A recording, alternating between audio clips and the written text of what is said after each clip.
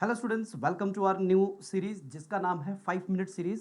5 minute series का मतलब ये है, 5 मिनट सीरीज का मीनिंग ये है, एक टॉपिक मैक्स टू मैक्स हम कितना टाइम लेंगे उसको समझने में सिर्फ 5 मिनट का टाइम लेंगे। ये वीडियो आपकी 9 से 10 मिनट के बीच में रहेगी, ठीक है। सो पहले 30 सेकंड में आपके इस चीज़ के लिए ले रहा हूँ ताकि आपको आइडिया रहे कि इस वीडियो में क्या क्या आपको मिलने वाले हैं। लेंथ ज़्यादा नहीं रखेंगे। दो टॉपिक हम डिस्कस करेंगे इस वीडियो के अंदर। सबसे पहला है हीट वेव, ठीक है। दूसरा हम डिस्कस करेंगे स्ट्रेटेजिक पेट्रोलियम रिजर्व, ठीक है। ये दो बहुत ही इंपॉर्टेंट टॉपिक हैं। हीट वेव ऑल्दो हम क्लाइमेटोलॉजी के अंदर कवर करते हैं, लेकिन जो स्ट्रेटेजिक पेट्रोलियम रिजर्व है ये आपके करंट अफेयर का पार्ट है, और जब हम थर्ड ईयर में आते हैं तब जाके ये आपके कोर्स का पार्ट बनता है। तो हम स्टार्ट करते हैं किससे? हीट वेव से। ये आपके सामने कॉन्टेक्स्ट लिखा हुआ है। कॉन्टेक्स्ट ये है, अगर आज जैसे ये मंथ कौन सा है? अप्रैल। अगर हम अभी की बात करें, अप्रैल मंथ में टेम्परेचर धीरे धीरे क्या होगा? राइज होगा। तो इससे एक फिनोमिना ट्रिगर होगा। इससे जो फिनोमिना ट्रिगर होगा उसको बोलते हैं हम हीट वेव। इससे टैकल करने के लिए एक कमेटी बनी है या फिर एक मीटिंग हुई है जिसको बोलते हैं हाई लेवल मीटिंग। एंड इसमें फोकस किस चीज पे? कि हीट वेव को कैसे हम टैकल करेंगे। तो समझते हैं सबसे पहले कि हीट वेव होती क्या है। देखो, हमारे पास एक सोर्स ऑफ हीट है जिसको हम क्या बोलते हैं? सन। सन से रेगुलर हमारे पास क्या आ रही है? सनलाइट। अब ये सनलाइट बेसिकली करेगी क्या?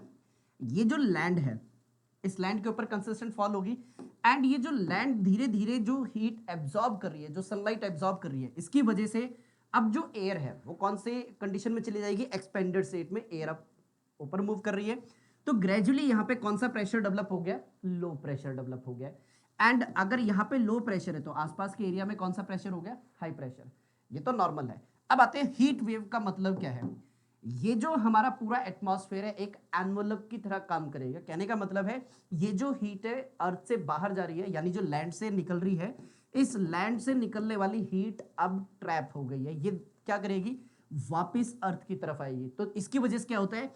ये जो अंदर का एरिया है, यानी जो पिंक और ब्लू के बीच का जो एरिया है, यहां पे धीरे धीरे क्या होना स्टार्ट होगा? टेम्परेचर बढ़ना स्टार्ट होगा, ठीक है। अब जब भी टेम्परेचर बढ़ता है यानी कि हीट आएगी, और ये कौन सा प्रेशर है? हाई। ये कौन सा है? लो। अब यहाँ पे वेव की फॉर्म में जो विंड है वो ट्रेवल करेगी हाई से लो प्रेशर में। तो पूरा कॉन्सेप्ट क्या हो गया हमारा? Heat wave. कॉन्सेप्ट समझ में आ गया?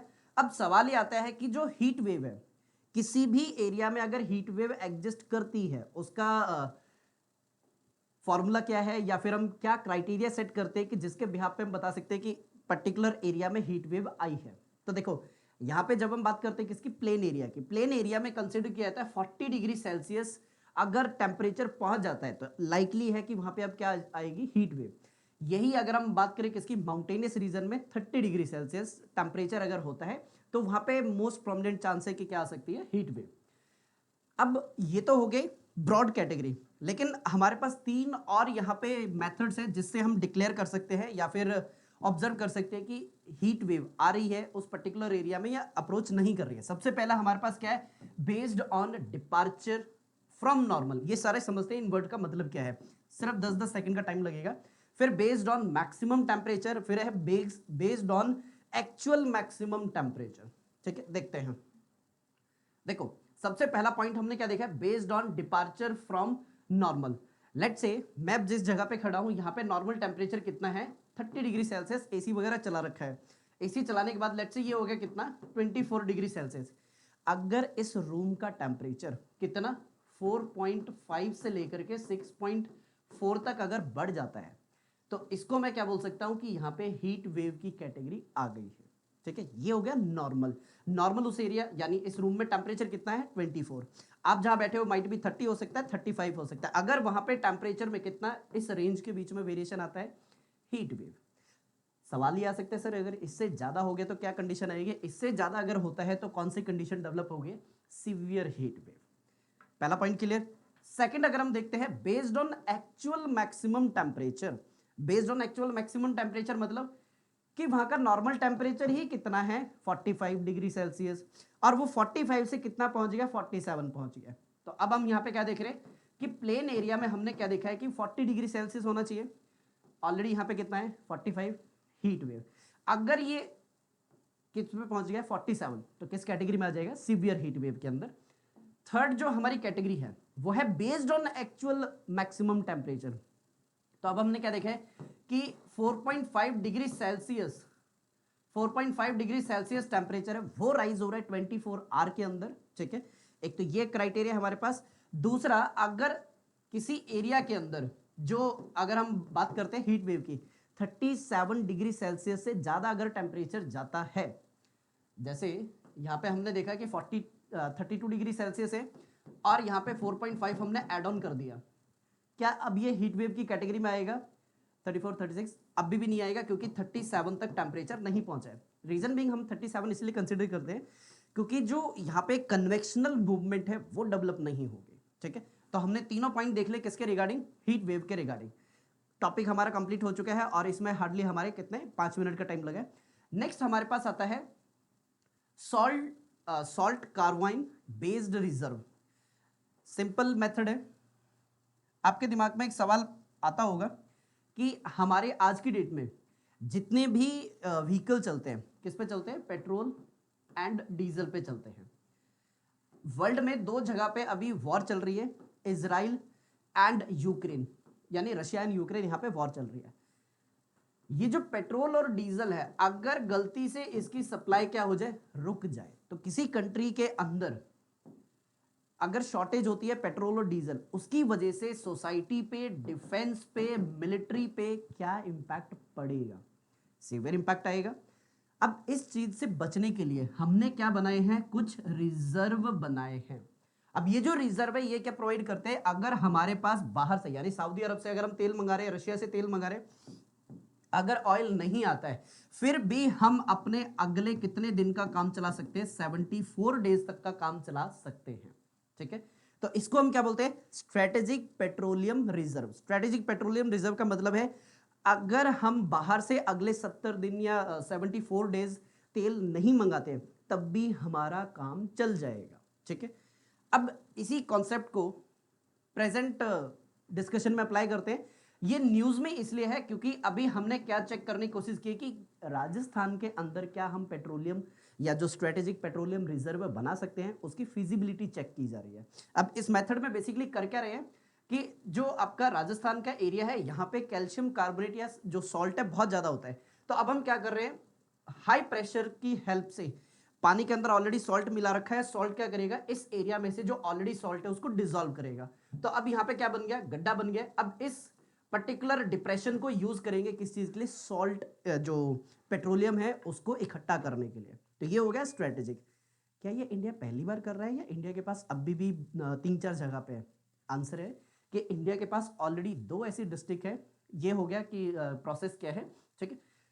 इंडिया के पास अभी भी ऑलरेडी 2 ऐसी जगह है, एक है आपके कर्नाटका और दूसरा हो गया आंध्र प्रदेश, जहां पे ये हम रिजर्व बना चुके हैं और उसकी capacity somewhere around 5.33 million ton, ये हमारी कैपेसिटी है।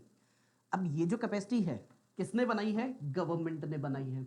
और जो गवर्नमेंट ने कैपेसिटी बनाई है ये हमारे पास कितने दिन की स्ट्रेटेजी प्रोवाइड करता है या कितने दिन तक का फ्यूल चल सकता है? 9.5 डेज तक चल सकता है। अब आपके माइंड में क्वेश्चन आ रहा होगा कि सर आपने अभी थोड़ी देर पहले 74 डेज का बताया है, ठीक है। उसके लिए आपको नेक्स्ट स्लाइड के ऊपर देखना पड़ेगा कि हमारी जो प्राइवेट कंपनी है उनको हम क्या बोलते हैं? Oil marketing company. उन्होंने अपने रिजर्व बना रखे हैं और ये रिजर्व कितने दिन के? 64.5 डेज के। तो टोटल अगर हम करेंगे 9 और 64.5 यानी 9.5 इज इक्वल टू 74 हमारे पास हो चुका है।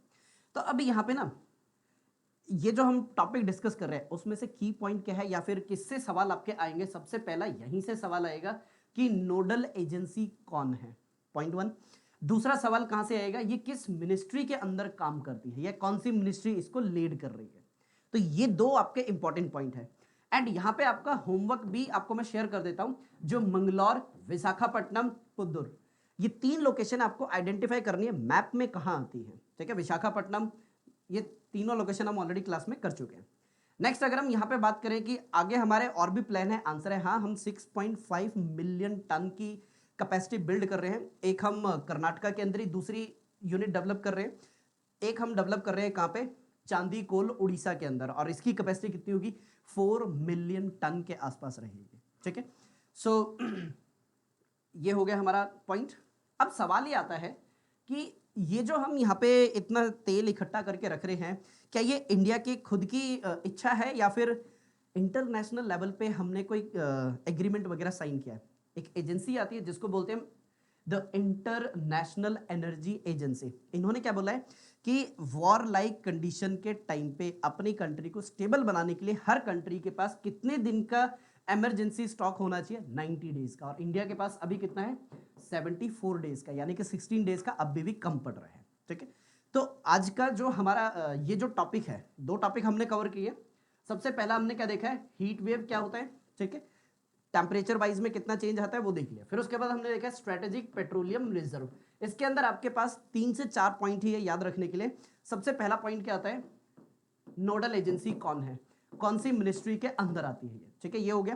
फिर उसके बाद आपको क्या ध्यान रखना है कि लोकेशन कौन सी है जहां पे ऑलरेडी ये प्रोसेस इंप्लीमेंट हो चुके हैं, ठीक है। एंड ये किसके अकॉर्डिंग, यानी कि इंटरनेशनल लेवल पे कौन सी एजेंसी है, इंटरनेशनल एनर्जी एजेंसी ने यहाँ पे 90 डेज तक, जो 90 डेज है उसकी स्टॉक अवेलेबल करने की बात कही। ठीक है, तो ये हमारे दो इंपॉर्टेंट टॉपिक थे। इसको एक बार रीड करके जो होमवर्क दिया है मैप पॉइंटिंग वो आप अपलोड कर देना।